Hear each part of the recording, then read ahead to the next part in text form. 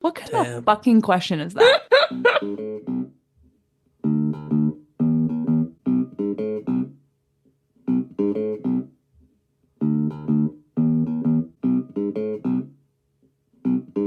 Welcome to Court Captains, a volleyball podcast. Where we talk all things Pro Volleyball Federation. I'm Kelly, I'm Nikki. I'm Ian. and today we're talking all the playoff spots are secured. We got a top four, baby. We've got our top four. Well, we've got you. Don't forget to follow us on Instagram at Court Captains Pod. And yeah, we're going to start off with a round of updates and things that we've been seeing with the league on the higher level. We're going to answer some more questions from listeners, and then we'll do our match-by-match analysis for week 15. Sweet. Okay, so first up, we've been talking a lot, and I personally have been stressing a lot about the PVF exit to the VNL watch list. And I think that, to be honest, this hasn't been like 100% confirmed by anybody, but it sure seems like the remaining players from the US and the Dominican Republic who have been selected to VNL rosters, it really seems like they're all staying through the rest of the PVF season. Sure. They're all on teams who made the playoffs with the exception of Kendall Kipp. So I imagine at the end of her regular season, she'll go to Anaheim to train. I saw some whispers about Morgan Hentz because she has that 2-week break that maybe she was going to go train with US in Anaheim for like a week and a half. Confirmed, she was there. They posted a picture of everyone at the practice. Thank you so And much. She was there. Yep. Oh, they also posted a video that Yeah. was up. I wonder if you're thinking the same thing. I think so. A video where they had this hammer, Yes. this like I plastic was like- blow I was up like- hammer. What's going on? It was so big. And when they were done passing, they had to like bounce the hammer off the ground. It was a drill. So it was like 2 people in a drill and they had to send it to the other person. Honestly, I loved it. I love thinking about the highest level doing like crazy shit with a blow up. I know. It's pretty funny. You're like, you have Morgan to was spike there. this next one with a foam finger. Yeah. Honestly, yes. Hooah, just the one little finger. Oh, and Asia obviously was in this picture as well. I mean Jordan Poulter, but she does not she's a love person. Yeah. Seems I mean, I think love everybody. Like all the people I recognize, the only person I recognized was Hent. Yeah. Mhm. Do So you know Hentz is over offhand there. if any of the people that are staying in the PVF, if any of them, have all of them played with the national team previously? I don't think there's anybody who's a first timer. I Sure. think that all so of like the Asia, names. when she left, it was going to be her first time with the national team, right? She's played VNL with them over the summer before. When she was in college. Yeah, which Interesting. I Well, don't. she had an extra year, right? So she's like, Mhm. yeah. I 'Cause wonder they if have there was a U- little group of people who Uh-huh. had that extra COVID year, and so things were a little. But frankly, Uh-huh. I don't actually know if you are not allowed to train with the VNL true. in a summer. That maybe Sure you college are. coaches have opinions about it. Yeah. I honestly don't know, but I know Asia has before. I don't know about Kendall Kipp actually. She's a rookie this year. Mhm. But maybe the reason I haven't seen her, the PVF has been flashing that list of players who have been ever before playing with the Mhm. national team. And maybe she hasn't been in there because they made that graphic before she joined. Mm. Sure. So I'm not positive on her. But yeah, it sure seems like the Olympic, or I should say the VNL coaching staff, the Olympic coaching staff is saying, yeah, finish your season and then come join us when you're done. Yeah. I mean, it's a 5-week league with a week break in between each. So 10-week league. Like, it's okay if they're not there for the first, like, if they want them to play. And if you want a shot at, I mean, I do believe that Obviously it playing in sucks. playoffs, yes, it's not ideal. But what's interesting about that is that I kind of think that PVF lucked out here. I don't think that they knew going in how this was going to go. And maybe they might be claiming that like, We knew. Or like, it Or was like- fine. We talked to them. It was okay. And maybe they did. But or they like, hoped that it would be okay. Yeah, interesting. I don't know. Putting It's forth like- this story of course we're going to comply with the rules. I just like can't imagine it's that organized. Right? Sure. I don't know. From the little like some of the DMs that we get of people telling us stuff. Like, So I oh wanna- my God, so and so is going to be gone next week or whatever. Or like or just how I mean we already the arena schedule we've been complaining about like how that is such a shit show. I can't imagine that they knew better, Yeah. I guess. Well, and at least like they're lucky enough that it's only potentially 2 extra games. It's all going to be done that week. Yeah, absolutely. So I think we're in good shape there. I do think we'll continue to see all the players who will eventually go to Anaheim in the playoffs. So that's great. Woohoo. Woohoo. Okay, just a couple, or maybe just one transactions update. So we did see that Kendra Dahlke, I saw her in a boot on the bench this week. On May 3rd, she got shifted over to short-term injured reserve, and Grace Loberg came off the practice squad for the active roster for Mojo.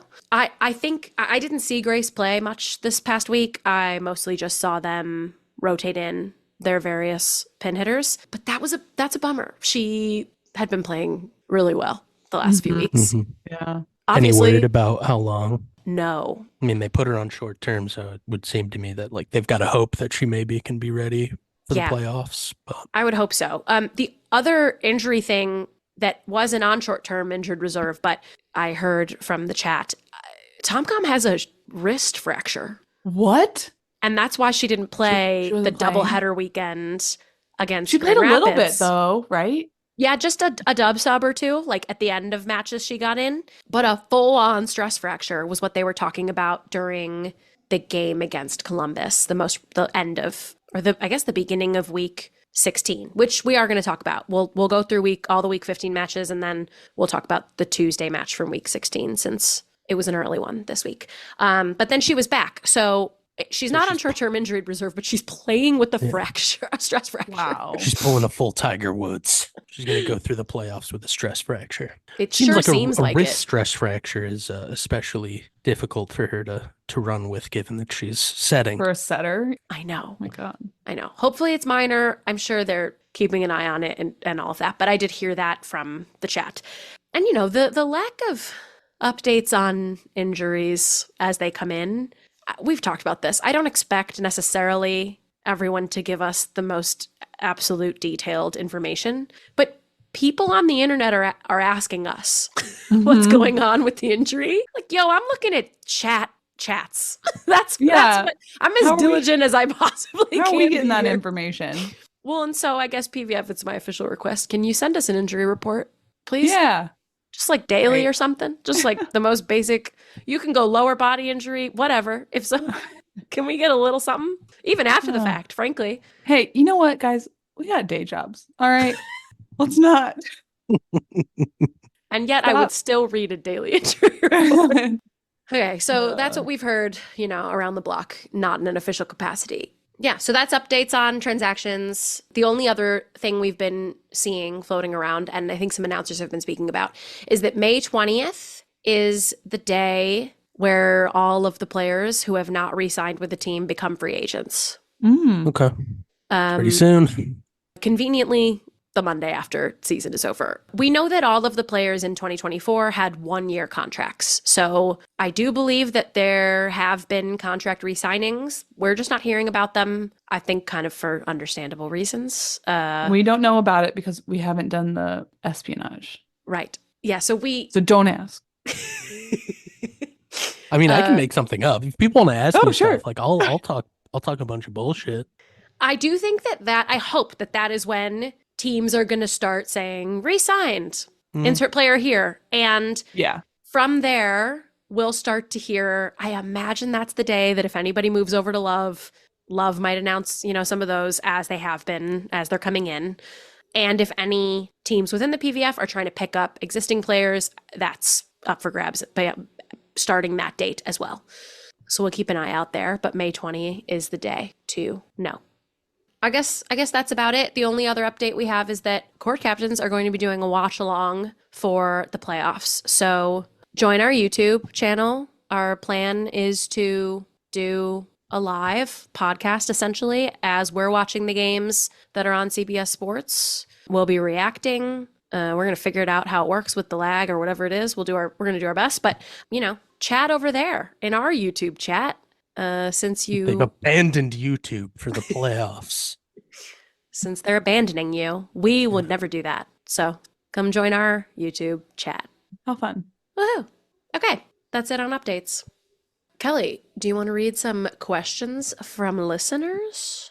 I sure do. All right, so we got 2 questions also from Will from Rochester from last week. Shout out to Will. What's up, buddy? All right, number 1.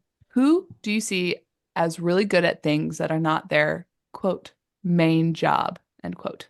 I.e. a setter like Nutsara being excellent at defense, also hitters who can pass, liberos who can set, etc. First person that comes to mind. For me, I know just this is a this week thing because they're the games I just watched. But speaking of Nutsara, August Rasky, who took over for her setting the most recent game, she had, I think she at least had 1 kill in both of the games, but 2 games ago that they played, she went 4 for 5 killing. That's always fun. We've talked about With that her multiple left times. hand. Yeah. Oh yeah, she's got Various a setters getting kills. Yep, She's a lefty, so she can do this thing that I was always just so envious of, where you hold that set for a long time, and then your dominant hand has space to do a full attack while you're in the air setting. It is such an offensive weapon. It's very cool. Yeah. We saw Without that out of risk August. tearing your entire shoulder. Correct. Or really like for a righty, because a setter typically has the net on their right side, there's nowhere really for your arm to go in the swing. Yeah. You know, you'll like hit the Yeah. net. So anyway, it's very cool. Did not realize she had that in her arsenal. Saw it a lot the weekend at Grand Rapids. Yeah. But the first person that comes to my mind is Shelly Fanning in her setting. She, Mhm. yeah. Uh-huh. Yeah. She has I think she's like pretty fearless with it. Mhm. She's in the middle of the court. Sometimes the ball comes to her, she's got to do something with it. And she'll like back set it. Hell yeah, go off. Yeah. I love those videos, by the way. They're popular. I think I've seen a PVF team or 2 do it, but like also everywhere on the internet, volleyball teams is like guess the setter. Uh-huh. And they'll have the whole team like Yeah. set one, easy one, standing there, you know, like they don't have to move at all. They're just like left, right, set. And Mhm. that's always pretty fun. And I do think Vibe did it and Shelly looked great. Yeah. One of the examples that Will provided was liberos who can set. And I can probably tell you with 100% confidence that every single libero that is out there on the court right now could be a setter in the match. Yeah. If they They had needed to. Like they could take the position of a setter because it's just a part of the job. It's like ball control, Yes. heads up. Yeah. Because of that rule, though, of not being able to set in front of the 10-foot line, liberos are not able to. Right. I'm not seeing a lot of liberos do it, No. except consistently Mojo's libero, Venegas. And that's partially because I'm seeing her set a lot of balls that are like 20 feet away from the net, so that she's not anywhere near the 10-foot line, to be fair, Yeah. on some of these. But she's pushing it all the way to the pin. She's back setting from back there. Mm-hmm. Mostly I'm not seeing liberos frequently set with their hands lately. I think No, it's just because they're nervous being close to the 10-foot line, which is fair. And they have a lot of control using their platform. But yeah. But I'm just saying, like, if you put any setters as the setter position, like you totally are like starting in that position, they would be able to successfully run the court. Totally. The thing about hitters who can pass is that in this league, and what we've learned about in International Pro, is with how few subs there are, Mm-hmm. pretty much all pin hitters need to be able to pass. Yeah. Now, we're seeing that a lot of right sides aren't passing in this league, but in college, there are some of these players who in college didn't pass and DSs came in for them. And so they got here and they kind of had to, it's not that they weren't practicing passing their whole lives, but they've definitely been looked to in big situations to be passers and to be passers for entire matches. And so what we're going to see is a big difference between college and this level is that pin hitters need to be able to pass just as well as anybody. So that's less of a big get, I think, at this level. And so we're just seeing players who need to step up in that way. Yeah. So conversely, also, Will asks, who are players who might be weak in some skills, but are really good at their main thing, like a hitter who's great on offense, but takes less court on serve receive? Yeah. That's a tough one for me just because I think that like these teams, especially this late in the season, are just really good at, like, if somebody's bad at serve receive, they just never receive the ball. Well, you'd think that, but there was a match this week that did not go that way. It was Mojo at the second time. They passed Sure. like Mhm. nothing. It was so bad. Yeah. They didn't do anything. Do you I think had an that's just a idea for bad this. day, or like Nutsara not being there, just messing up their whole like rhythm? Oh, that that they match? usually are? I don't know. Yeah. I think it was a doubleheader. They're just yeah. Yeah. They were staying in Grand Rapids. They were at the brewery too long. Yeah. You know? I think Rise was pissed. Yes, revenge. Sure. So players who are weak in some skills but are good at their main thing. I mean, you see some setters who are a little bit of a liability on defense sometimes, and that will probably get scouted out. And so then opponents are going to hit at a setter a lot. I think that there are hitters who get caught being a little lazy on off blocker defense, Mm-hmm. transitioning to their approach too soon and not being ready for a really sharp cross court short attack or a tip. I've seen that here and there. Yeah. But yeah, I think that's like really the only thing I can think of at this Yeah. level, you know? I would say like if someone is like weaker at passing, they're probably not passing. Like Right. right, like the right sides, you won't see them in serve receive. And that's not saying that they're inherently bad at serve receive, but Yeah, why maybe risk it? Yeah. Well, they're just But game maybe that's- planning around it. We don't yeah. know. We don't know. That's what I'm saying. Yeah. But yeah. All right, final question. All right, final question comes from Dante from Reno. My teammate, shout out. He texted me, seems like pin hitters are hitting angle 95% of the time. Is that because the line blocking or line coverage is in so much better at this level? Just more power on the angle shots, so better kill probability. I think at this point he was just throwing out examples. So why we think that is? So yeah, go for it. What's 90. up? I'm just a quick observation. 95% of the time is It's maybe all of the time. maybe a little hyperbole. Dante, Hyperbolic king. You know, it's fine. Dante, you were a math teacher at some point. Not to call you out. Whoa. This just isn't. I'm just not seeing this, and I think there could be matches. Maybe he watched a match, where, Right. Yeah. I don't know which match he was watching specifically. I know it was Omaha and Atlanta one, but I don't know which one. And like, I mean, if you think about, I mean, specifically Omaha hitting against Atlanta, who's on the right side? Anna Lazareva. Okay. Huge block. And even if she's late to the block, she's going to be able to seal the line because of how long her arms are. So there probably wasn't that great of opportunity, Mhm. I would imagine. And I mean, there are different scenarios especially with the outside hitters. Something I see with teams that run their middles a lot in transition is that you get a little bit later in the game and a middle is going to get a little bit stuck with their middle, which is their responsibility. But Yeah, I've yeah. seen more and more a hole in the block because the middle is late getting over there. And Yeah. then the outside can pretty easily thread that like hole in the block. Yeah. And that ends up going cross. Yeah. A lot of times. Totally. It Yeah. might be the responsibility of a middle back or a libero to get into that hole in the block, but it's happening very fast. These middles have very long arms, so sometimes they're able to reach and close. Mm-hmm. But I have seen, especially with an Atlanta and an Omaha, who have strong middles, and at least on the Atlanta side, a setter who sets them quite a bit, that could be a thing that was Yeah. being seen too. Yeah. But also like when you're doing that reaching situation, that leaves, even if they reach to close it, that leaves the cut open pretty Mhm. reliably. So Yeah. Yeah, it all just depends on, I don't know, I'm everything. seeing line shots though, and I'm Oh seeing yeah, for sure. I'm seeing really good placement a lot of times from Mojo lately in the Mhm. back corner, like Yeah. over the right back's Mhm. head. Yeah. So that was another thing. It is to the defensive team's advantage to cover the line when you're blocking an outside attacker so that your setter does not pass the ball. So that's Mhm. another, like, that is kind of a goal. I mean, not necessarily. I mean, Funnel it. like we've said, most of the time they're running perimeter defense where the setter is in the mix, but I Yeah, don't the know. blockers want to Yeah. funnel that attack to their best digger, which is Yeah. the libero. Yeah. Sure. Anyway, thank you for your questions. Thank you. Intriguing. listener really appreciate it. questions. Match analysis for week 15. And like we mentioned, we're going to talk through the 6 matches from week 15, and then we're also going to do the Tuesday match from week 16. Sick. Let's get into it. All right.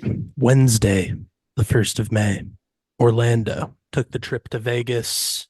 These two teams, low in the standings, not in the playoffs, but they're not on the beach yet. It was a really good game. It's 5 sets. Vegas won it on their home floor. They lost the first set 24-26, came back and won the second 25-15.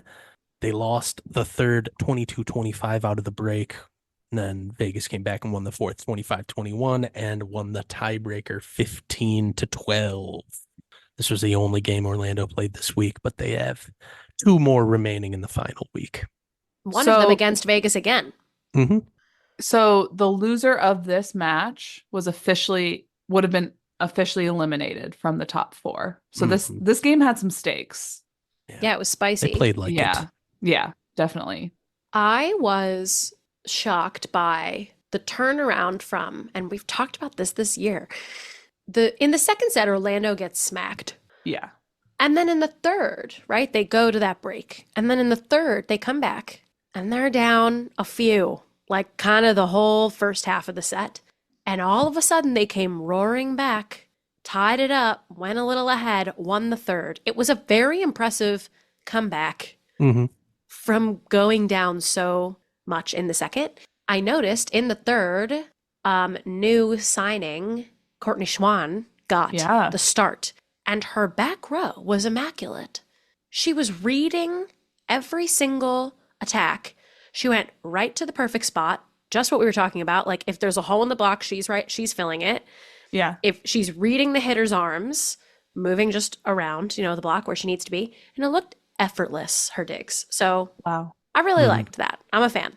Yeah. And it did, like, there were some issues evident hitting wise in the first for Orlando, even though they won it. But that first set, they had 6 blocks. I think the third set they came out, they had another 7 blocks in the third set. They ended up with 18 on the day. And it just seemed like if they were able to get the block off, they were in those sets. The second set, which they lost pretty badly, they only had 1. Yeah. Notably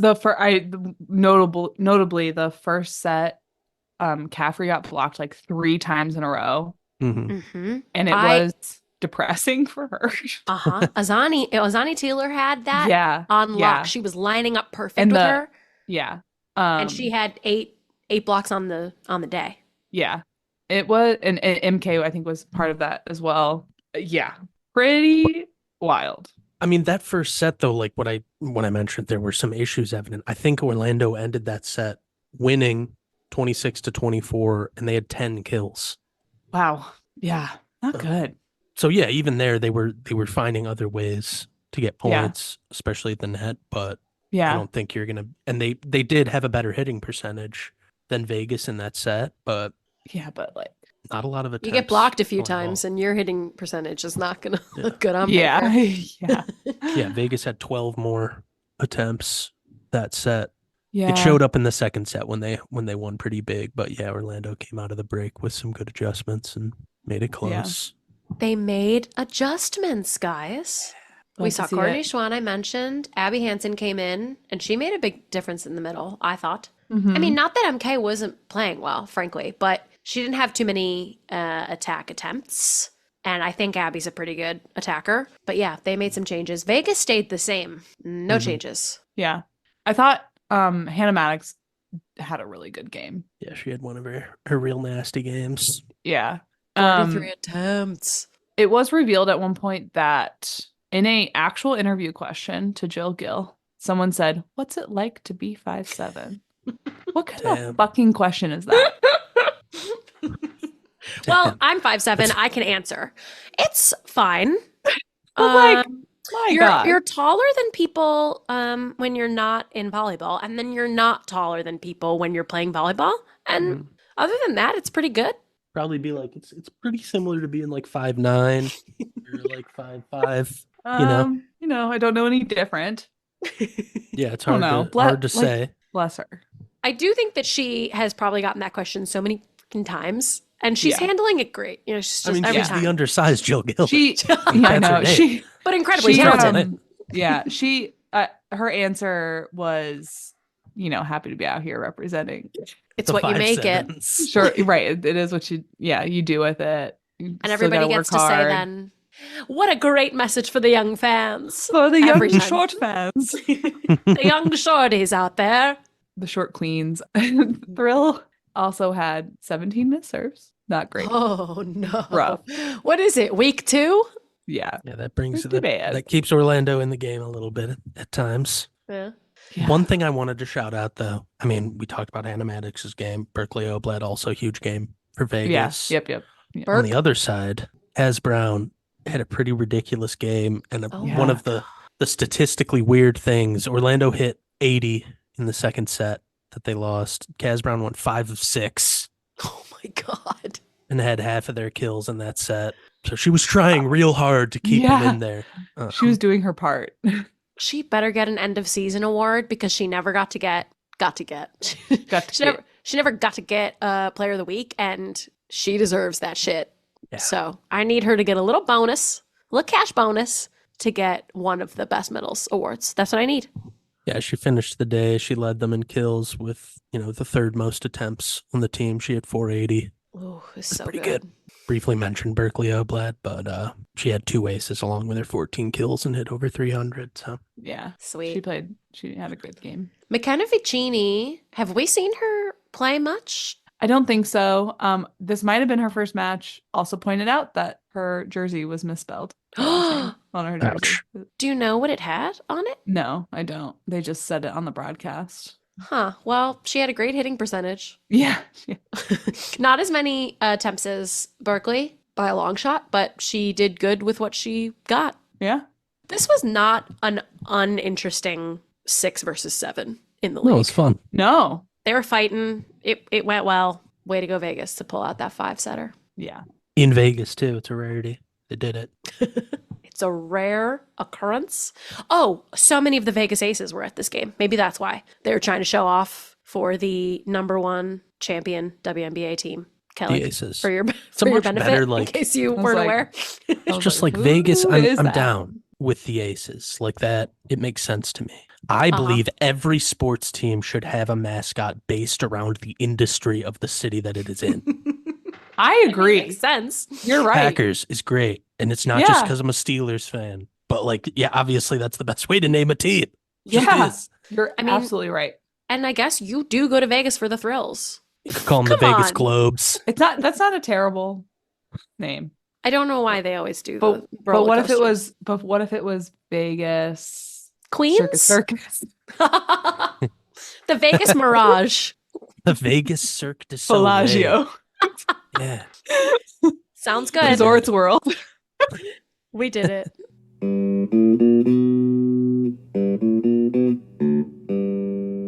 Tuesday, May 2nd, 2 very, awesome mascots that we love. The Columbus Fury in Atlanta against the Vibe. And I would say that Atlanta is ready for the playoffs. They're done with playing in the regular season. This was their last game, but they've been done for a while. They swept again.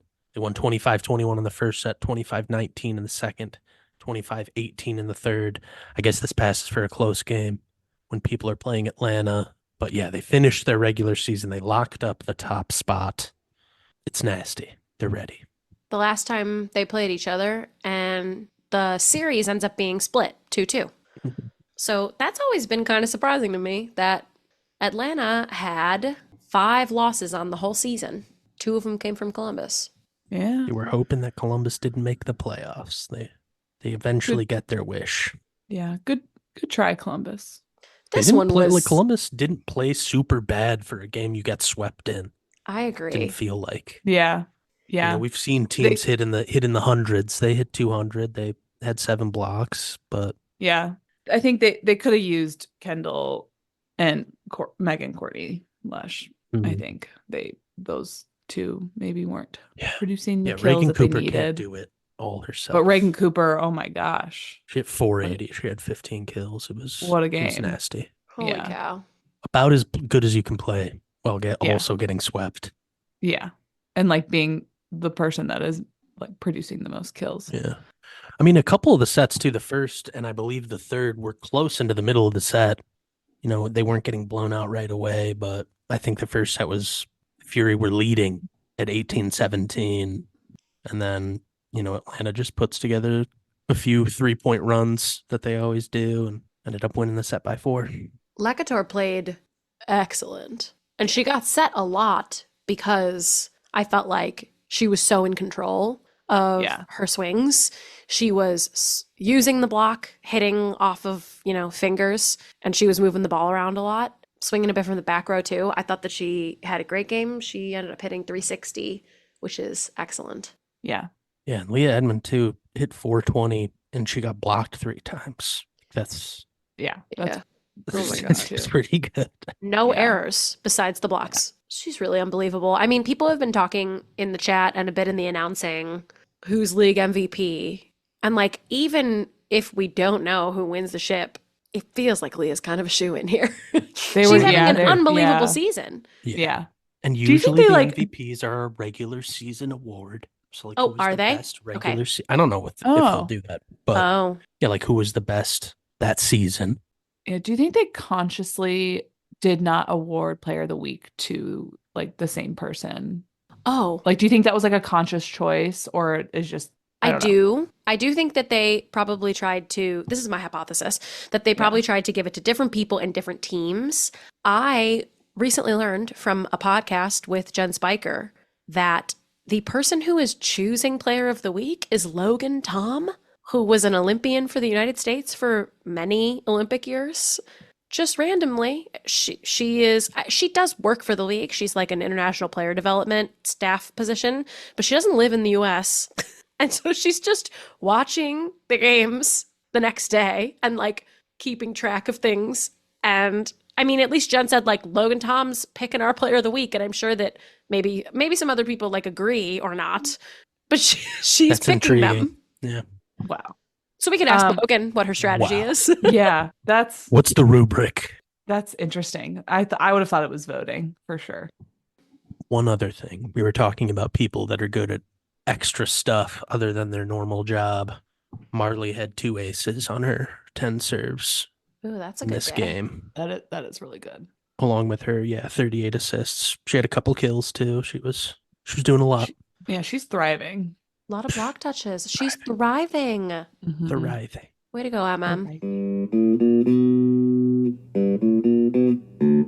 Moving on. Star Wars Day. May the 4th. Yeah. I know that the Rise were having some in-stadium extras. We were at Princess Night. Princess Leia was not there on Princess Night, but she might have been there on Star Wars Night. Is Princess Leia a Disney princess now? Oh, is she a Disney princess? Sure. Anyways, Saturday, May 4th. San Diego in Michigan for their first of their 2-game trip to Grand Rapids. This one they played pretty well. They took the first of the 2 meetings, this one in 4 sets. They lost the first set to Grand Rapids 22-25, and then they went 3 in a row. They won the second 25-18, came out of the break, won a long one 27-25, and then won the fourth 25-15. My first observation was, hell yeah, Marin. I know they didn't win, but she had a great game. She's really good. Oh really my God, 650? Yeah. On 20 attempts too. Which is, as we all know. Way to go, Ashley. That's big. Yeah. 4 blocks. But Mojo's blocking was superior. They had 17 blocks. Oh my God. To Rise's 7. It was all Allison. Yeah. I mean, it was. It's not they. Yeah. But it's Allison head. Allison head. Allison Bastianelli, 10 blocks. 10 is crazy. 10. That's probably league record. Yeah. That sounds right. I feel like maybe they mentioned it. Yeah. Pretty crazy. Well, and so these are not at this point, but these are the 3-4 teams. They're jockeying still for the 3rd seed. Would you rather have to play Atlanta in the first playoff matchup or have to play number 2 Omaha in front of their home crowd? Oh, that's interesting because I forgot about the home crowd part. Difficult. Yeah, Difficult games. I'd still rather play Omaha. Yeah. Vibe is Let somebody else have a chance at the Vibe before you have to try and play them in the final. Yeah. Well, and at this point, right, it was still these guys, Mojo and Rise, and Columbus was still in the mix.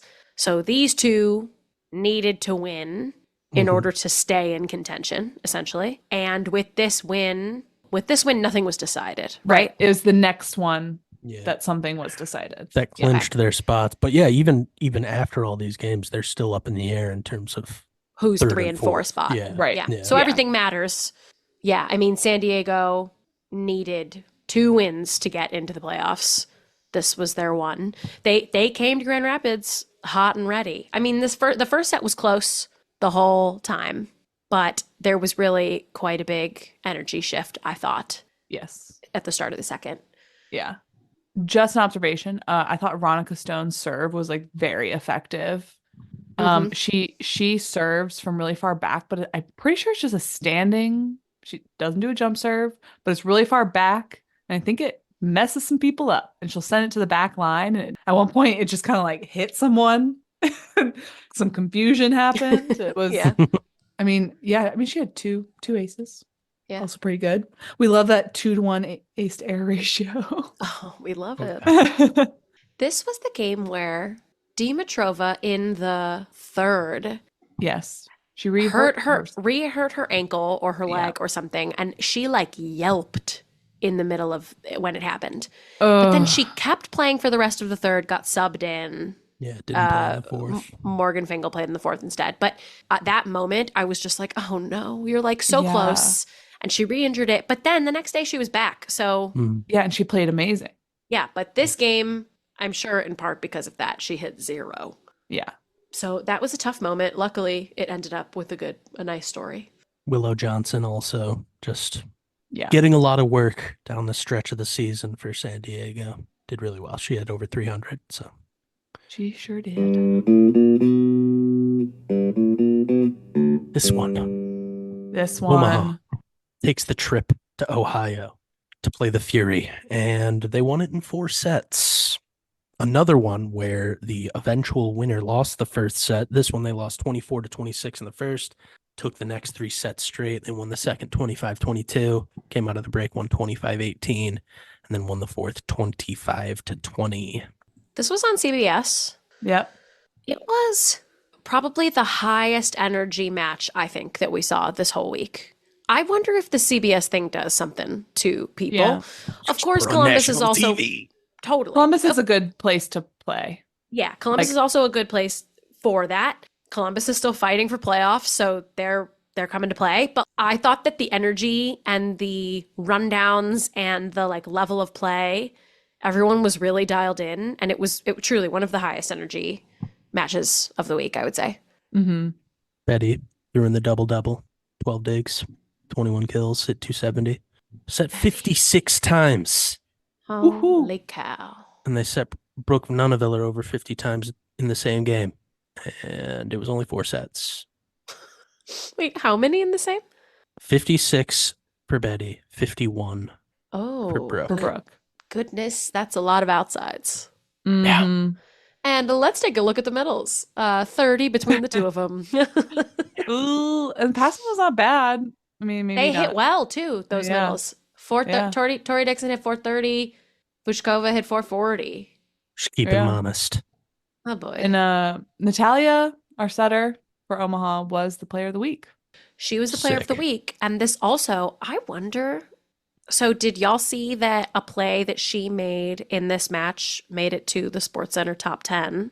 No, how exciting! She was number 2 on the list. Number 2. Oh my gosh. Did they post that like on social media or something? Like did Omaha? Yeah. She had 2 really good rundowns in like the same point. Yeah. And this isn't the dead time for SportsCenter in the summer. There's a lot of sports going on. Yes. It was number 2 in the 10. Yeah, it's a big deal. On Columbus's side, we saw Tori Stringer get the first 3 sets. How the hell is Tori Stringer feeling right now? I know. This is really tough, right? Yeah. Because Rye played the 4th. You go to a team that's now not in the playoffs, left the team that is by far the best team in the league. where you were playing some of the time, like you weren't playing all the time, but now you're still in that same position. You're not playing all the time. You're still in the timeshare. Rye has played, she's 31, and she's played for 13 years of pro. And I sort of wonder if she doesn't have a whole lot left. She's been injured intermittently all year. I do wonder if this was a bit of a long play for Tori. Yeah. But I mean, we talked about that last week. Just because someone leaves doesn't mean that you get their spot. Totally. That's correct. Yeah. But Sure. since Tori knows that coach, I just wonder if there's like a little more to it. It's like, y'all are going to split time this year, maybe maybe some of next year, but Tori's younger and knock on wood, doesn't seem to be like battling the same injuries that Rye has. And I wonder if that's a component of it. I don't know. It could be contributing to the overall energy. However, leaving the number one team, tough. Tough. And one of like the most publicized trades that Yeah, just the big The trade. main trade. The only Yeah, trade. the only really where they traded for spots In the middle draft. of the season. I just feel like she had to want it for some reason. Yeah. I have something to bring up. Tell me. I think that volleyball players should be allowed to sit on the bench when they're Are they not allowed? I don't know. But my question is, which pro men are standing? I mean, a They lot of people stand on the NBA bench, but they have a chair. When they Like- get hype, they stand Yeah, when and- they get hype. When we were at the Rise game, pretty much the only time any players were sitting was if a coach had something to show them on the iPad. Yeah. Like that they needed to go over. I They're just standing all the time. I have never questioned this. Basketball players, they have chairs. Hockey players, they sit down. And Yeah. NFL, they sit down for at least, especially when they first come off for quite a while. Baseball players sit all day. They sit the whole time. I mean, I think with volleyball, it's like you are going in and out a lot. Like in a not traditional, in a non FIVB rule with the subbing, right? Mhm. So it's like I could see that, and maybe that just bled into this. I don't know, but I mean, obviously, in Olympics, like they're all standing still. Wow, we sat in high school, and I just assumed it was because we had so many people on the bench. Our And team all was the- really big, and like you'd have JV players come dress, and like there were just so many people that to have a huge line Mm. because you can't stand in front of your seats.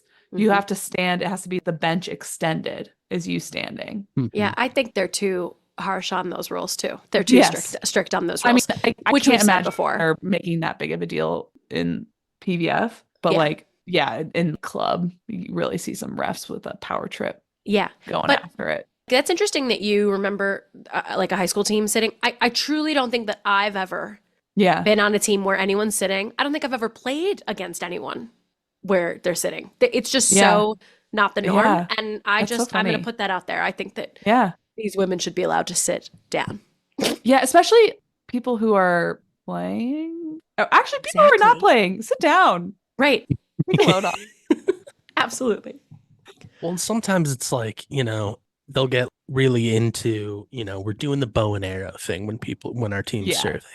Well, And then it's such like an 4 points after that, they're like, all right, I'm not doing the bow and arrow for like 12 points. Well, it's such an energy game. And I think that is part of it, right? It's to have everyone involved, even the bench. Any energy that you can throw onto the court into their direction is helping. So if people are on the bench, they're not going to be cheering as much. I'm sure that's probably it.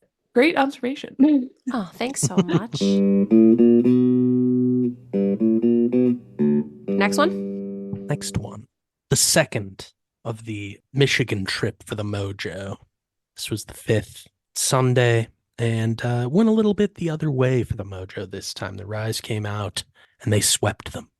They won the first set 25-23, the second 25-18, and the third 25-16. This is the last game for the Rise this week, but they have one more remaining in their season next week. They got a chance to go 500 on the year. Yep. This one was tough, honestly. It didn't feel like a contest at all. A Got three-setter worse as that it went along. a sweep that really, really swept, It was clean afterwards. Yeah. I mean, Indeed. revenge. It's the word I would use after losing the night before. I mean, okay, what are we doing? Why why'd you have to do it one night after the other? Someone messed up. I mean, it's not the most insane. Obviously, they didn't have to travel in between matches, but it's still kind of crazy. I agree. A lot of volleyball in 2 days. Yeah. So that's interesting. I mean, again, we know where I stand on this. Please give us conferences next year, and then this shit doesn't have to happen. That's how I feel. The main benefit Yeah. of conferences is the regionality thing. Yeah. So I just don't think that there's enough teams for that quite yet. But yes, I see what you're saying. I thought Ashley Evans moved the ball a lot better in this match compared to the last one. Obviously, the outsides got most of the sets, and it would help to have Amelia back. She was relying on her a little bit more. mhm. But that was my observation. Also, Mojo Yeah, I could think- not pass a ball. Oh yeah. It was bad. Yeah, I think the biggest thing coming out of that game, I mean, it was, again, like not all the playoff spots were secure by this point, but it was trending that way. The biggest thing coming out of that game was seeing Dimitrova back and doing all that work. And it seems like she'll be there for the playoffs, even if she's not fully 100%. So, yeah. Mhm. Okay, I know that we kind of have talked about this. Like the way that they stat serving or they like mark serving stats doesn't make any sense to me. Okay, how are you going to have Mojo, they're passing, it's reflected as 28% positive, 15% perfect. And then you go, oh, that means that Grand Rapids was probably serving really well. And you go and you see 4%. That does not reflect good serving. Pick a better statistic. What are we doing? I agree. I've never the understood hell? serving efficiency. No, Do you remember me we either. spent like 3 episodes trying to figure it out at the Yeah, beginning? and I still haven't figured it out. Yeah, And no. I just want to say this match proves it. It's stupid. Whatever they're doing. Check mark. You're correct. Wow, I'm on a roll today. My God. I mean, Anyway, yeah, San Diego, really, really bad pass. Yeah. Have we seen 28% positive before? no, This I low? do think this is the lowest. I mean, and you got to make a change I, after set 2 at least. If well, you this is go, where Dalkey's not there Yeah. for this, right? Like that's where we Yeah. saw but even Dalkey not being around being a problem. the libero was not know. doing well. I know. But I know it. from They don't the- have from the another stat- libero dressed. dress, right? Yeah. On That the other was hand, Camila interesting. Gomez on the rise past 85% positive Yeah. and had 17 digs. I've been loving seeing her. Did she finish this match with a kill? It was her, right? At Thought it was. the absolute last point, Mojo sent over a free ball to like where the right front would probably play, like off blocker defense. Yeah. And Gomez went all the way over there and then like kind Uh-huh. of beach style passed it to right back and it landed. It was a pass Yep. kill to end the match. Yep. That's That some is court correct. awareness. Yeah. Very cool. Pretty wild. I feel a little weird, that said, to be in a world where Sarah Sponsel's not playing on a team. She's on the bench, is what I'm I saying. know. Yeah. She hasn't played in a while. I know. I keep wondering why. Obviously, Camilla's playing great. Like She is. so. It's very odd. Yeah. There was speculation that maybe they throw her into set because she has been a setter Mhm. and we haven't seen that. So it's a little tough. But again, Gomez been playing great. Yeah. With this win, Rise secured their spot in the playoffs. And yeah, again, like we said, at this point we don't know if they'll be the 3 or the 4 spot, but they knew they were in from this one. Yeah. So good for them. That was our prediction, right? Yeah, I think so. Yeah, it was. The last match of week 15. Yeah, week 15's final match. And it was another one in Vegas. Omaha took the trip. They ended it pretty quick with a sweep. They won the first set 25-16. It was nasty. And then the second set was close, but Omaha still won 25-23. And then they won the third 25-16 again. Vegas has 1 game left next week, I believe, and Omaha still has 2 more to finish their season, but they're locked into the second spot. Kelly, so many sweeps this week. How do you feel? Feel great. Yeah, Didn't you love getting good it? night's sleep. Super easy to watch them. Yes. 3. Oh yeah, I did not remark about how Mojo finally killed their 5-set match streak. Oh, Mhm. yeah. Yeah, because that was hmm had to be brutal for them. We're gonna hear that in the playoffs. If they're in a game that goes 5 sets, someone's gonna be Yeah. like, "Oh, they have the Yeah. experience edge in 5 Yeah. set matches." Yeah. But this match, another good one from Betty. Nobody in the match Stephanie managed to get Samity. to 10 kills. So Yeah. Jeez, it was so fast. Yeah. That's No one had 10 fascinating. kills? Yeah. Stephanie Samity had 9. yeah, So Brooke did had Hannah. So 9. did Hannah Maddox. Love seeing the Tori Dixon get 16 sets. That's pretty great. In a 3-setter instead of in a 5. Yeah. Yeah. Love to see it. Yeah, she hit 380. Found out that Yeah. her dad played NFL football as well Yeah. from this Yeah. announce. I can't believe that they took 15 weeks Can to you- tell us about that father, pro athlete. Crazy. Are you kidding? Berkeley Obled, another huge game, this time in a loss. She's been really good. Yeah. She hit her stride. I think that that's an example of a middle setter connection that we see Yes. just really strengthened and Yes. And like calcified. yeah, Alicia just trusts her. You can just Uh-huh. tell. Yeah. Yeah, absolutely. Berkeley's really good on those slide balls and like doing something with it in transition. It's very fun to watch. I mean, she sees the court behind the block so well, which is something that as Oh, a setter, I've never understood how y'all can do that. I can't. I If can't I'm really hitting the ball, I don't see anything except the ball. Like when I'm swinging, because Oh, I'm you don't see focusing block? all my energy. Absolutely not. Oh.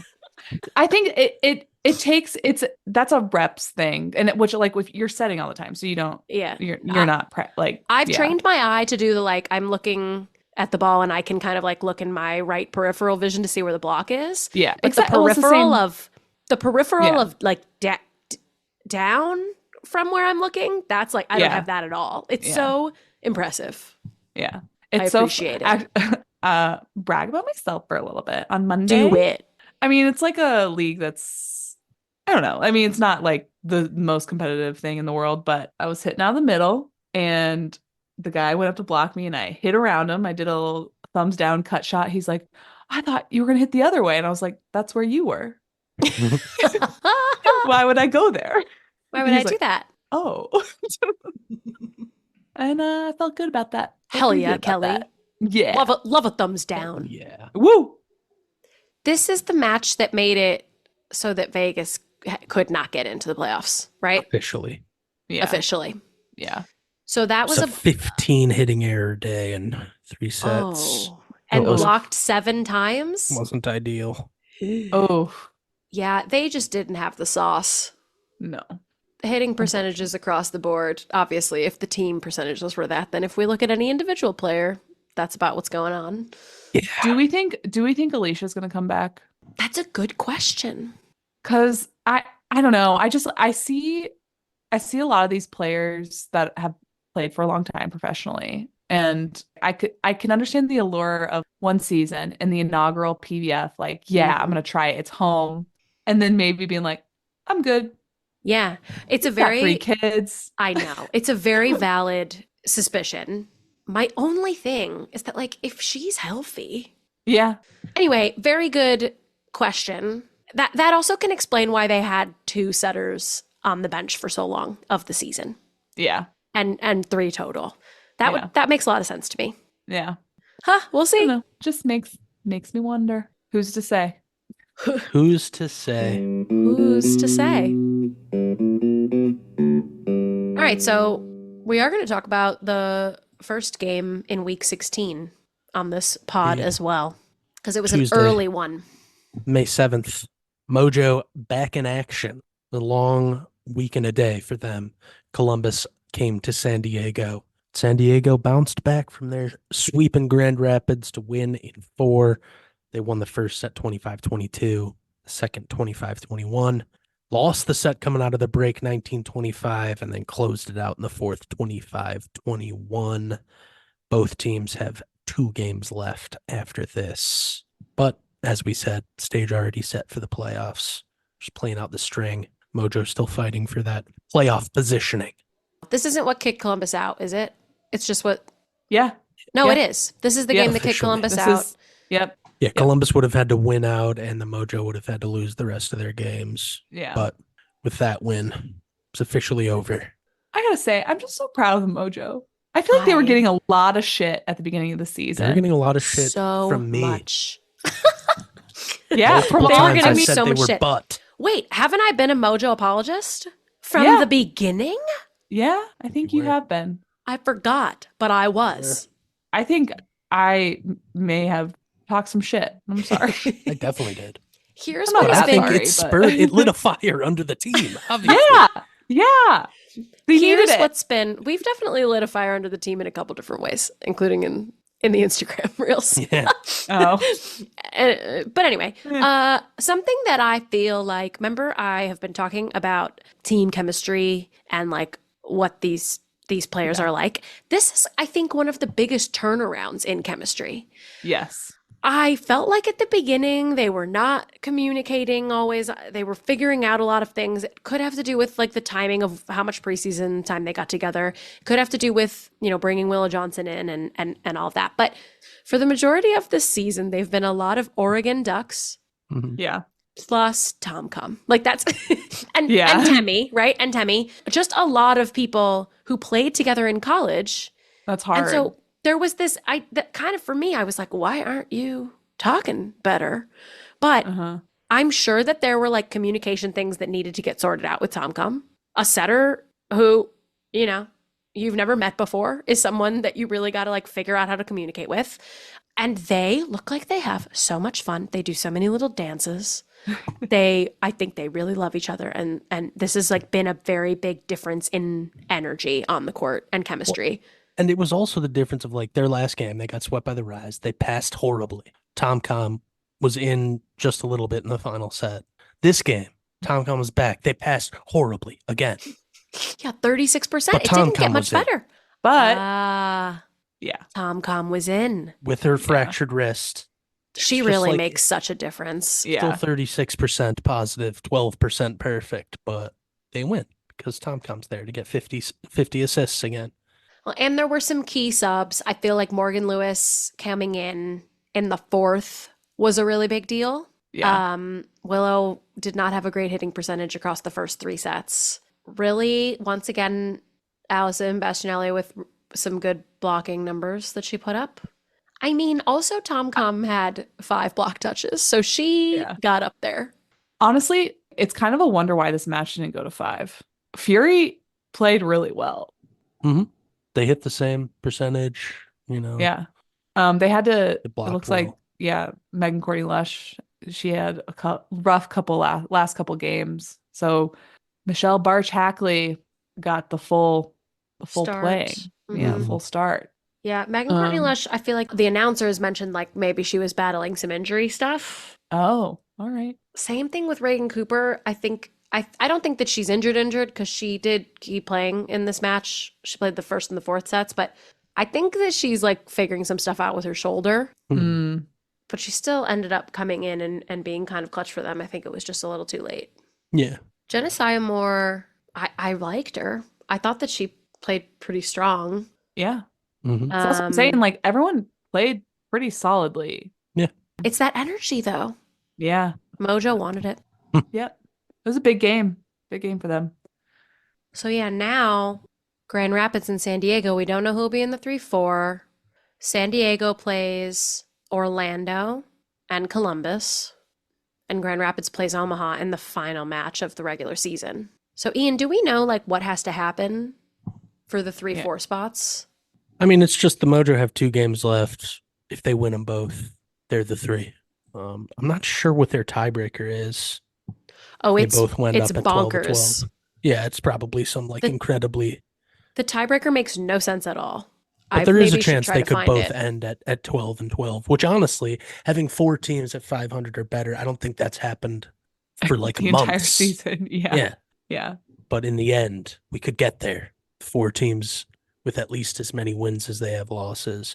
And even the bottom, even the bottom of the table, as they would say in soccer, it's very close. Mm-hmm. All those teams down there are going to be around 8 wins. There isn't really a team that's by far the worst. It's competitive. Yeah. All right. And So we'll keep an eye. if Vegas never had to play in Vegas, they'd be really good. They would be 5-6. Yeah. About Columbus 500, has which the- in this league gets you Yeah. into the playoffs. Columbus has the same thing away from home, Oh, yeah. where it's rough when they're out of Columbus, but they're good at home. It's a fun place to play. All right. Well, other matches that are happening that I didn't just mention, Columbus is at Omaha on May 9th, and Vegas is at Orlando on May 11th. So 5 more matches of the regular season.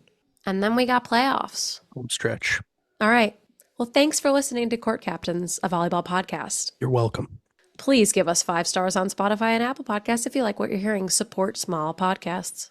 If you don't like what you're hearing, then please mind your business. Again, follow us on Instagram at CourtCaptainsPod and email us your questions or comments at courtcaptainspod@gmail.com. And don't forget to be the captain of your own court. Yeah. Woohoo! Goodbye, everyone. Yeah. See Bye. ya. Have a See good ya soon. week. Bye.